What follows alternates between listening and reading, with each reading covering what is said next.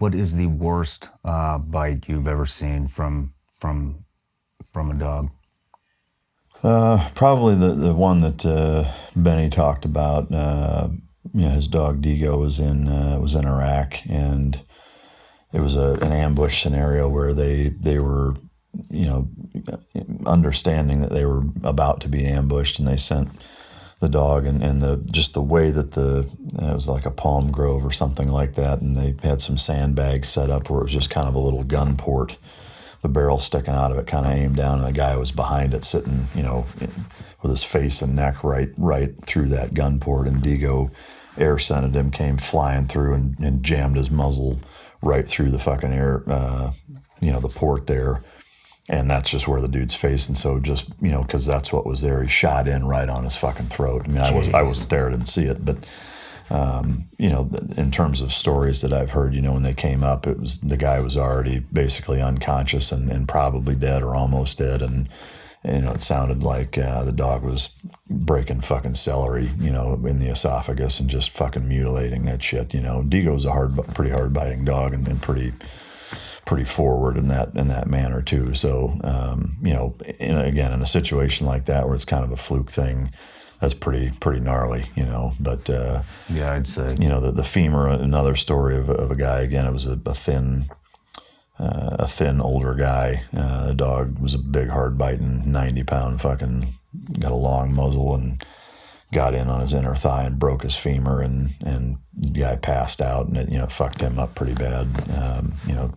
Things like that aren't uncommon. I mean, the dog that showed you that picture of I still have a pretty good sized scar on my forearm where the dog bit all the way through the bite suit and filleted my fucking forearm open. That dog was a law enforcement dog here in the United States that had, 15, 16 live bites, I think, and they were all fucking gruesome because it was just that hard biting of a dog. One of them was, he bit the guy in the back of his leg. He was hidden in a fucking tree stump, and the first part he got to was, right behind the knee, upper calf area, and peeled his entire fucking calf muscle completely off of his leg. Again, just like the ductwork scenario, is that it was just, from the back of his knee to his Achilles tendon was just fucking bone and nothing else there.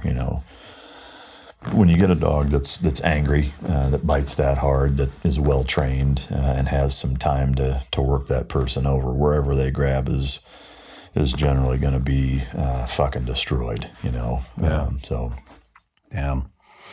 Well, that's some pretty gruesome shit. Yeah. Talk shit, get bit, right? But like I saw a shirt with that on it. I think it was your shirt. But hey, let's take a quick commercial break, and when we come back, we'll pick up. I got a great question. So.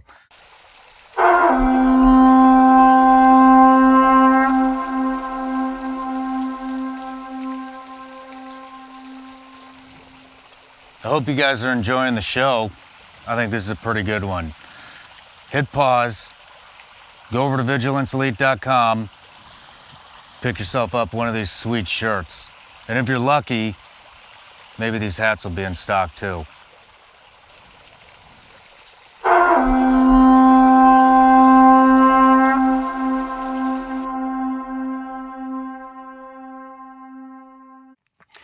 All right, we're back from the break, and I kind of want to get into some of the tactics and stuff that these dogs are doing. And,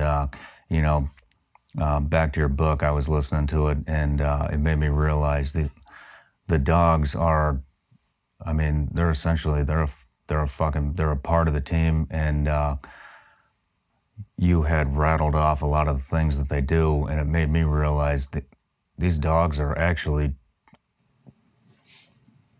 they seem like they're fucking actual operators. Yeah. When you list them all out like that together, they rappel, they jump out of planes, they swim, they attack, they track people, and the list goes on. But which is fucking amazing. Free fall, rappelling, jumping, fast roping, swimming, all that shit. One thing I'm curious about is if they do send a dog in and say it is an HVT situation. For those of you that don't know what an HVT is, it's a high value target, and that's somebody that's high on the kill list. I thought it was huge vagina tunnel. That's not it? Is that what it is? I thought that's what it was. I've been fucking misinformed. but if a dog makes entry and they are looking for an HVT, and there are civilians, that don't, the innocents, is there a way the dog actually fucking knows, do they have any level of target identification? There are instances where they've displayed that, and I think it speaks more to the intuition of the dogs, or the intuition of the dog and their level of confidence in terms of knowing what's threatening versus not. It was a great story of a handler that shared with me that they sent the dog in, and they did a call out basically where, hey, everybody fucking come out. The person that they wanted to come out didn't come out, and this fucking shitbag, I think it was a mother, left their fucking newborn baby like in a little fucking bassinet or whatever on the floor in one of the rooms. And there were, other grown men in there or whatever. But long story short, the dog went in, located the baby, sniffed it, and fucking kept moving. Wow. And ended up going and biting the right guy. Now, for me, that's less about target identification because they have no real concept of that. I think that's more of the context of never fucking, going after little children, in thousands or hundreds of training scenarios of always biting grown fucking men that are displaying aggressive tendencies, etc. But also a dog being confident enough to walk into a room and be like, no different than you see dogs that, are pretty nasty with adults, or they're good hunting dogs or even good protection dogs that'll let a puppy fuck with them and bite them and nip at them, and they'll kind of roll over and play with them. Dogs aren't fucking dumb, and so they know what's worth being worried about or not most of the time. To your question, again, there have been instances where, they did a remarkable job at discerning, women and children and non-combatants, and people just kind of fucking milling about and ignoring the dog and whatever and going after somebody that had the intent. I think it's more about that, is that, if there's a room filled with 10 fucking grown men and one of them has a machine gun and is angry and waiting for American forces to come through because he wants to kill him, there's going to be a very different fucking vibe coming off of that guy than the other 9 that are scared shitless and have no weapons and have no ill intent. I think it's more about that than it is anything else. But okay. But there are instances of the dog going in and just nuking the first motherfucker that they come in contact with. That happens also. So there's just a lot going on, and there's not a cookie cutter answer to that really. But okay, it may, I don't know, may seem like a kind of a weird question, but from where I was at 2 weeks ago before I kind of started researching it to where I'm at now I'm on the complete opposite end of the spectrum, where I'm starting to realize just exactly how fucking capable these dogs are, and where's the limit? Where do the capabilities end? Yeah. But and I'm still trying to figure that out. But kind of for the handlers, when, and I'm going to relate this to a JTAC, and sometimes guys will take credit for a kill. More times than not, I think it's multiple guys that shoot the target or the threat. And so essentially it's not one person that takes credit, for a kill. An exception being JTACs. If they call in a fast mover or direct air support and get, 100 fucking kills,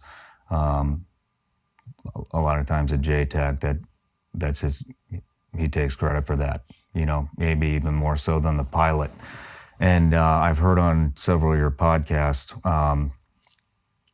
you'll say this particular dog got a bite, or the handler got a bite. And so I'm kind of wondering if that is, kind of the same kind of accomplishment, maybe a poor choice of words, I don't know, but fuck it, who gives a shit, is a bite, is a kill, like I killed that person. Does a handler, he gets credit for the bite, and is it on the same level? No matter where you're watching Shawn Ryan Show from, if you get anything out of this, please like, comment, subscribe, and most importantly, share this everywhere you possibly can. And if you're feeling extra generous, please leave us a review on Apple and Spotify podcasts.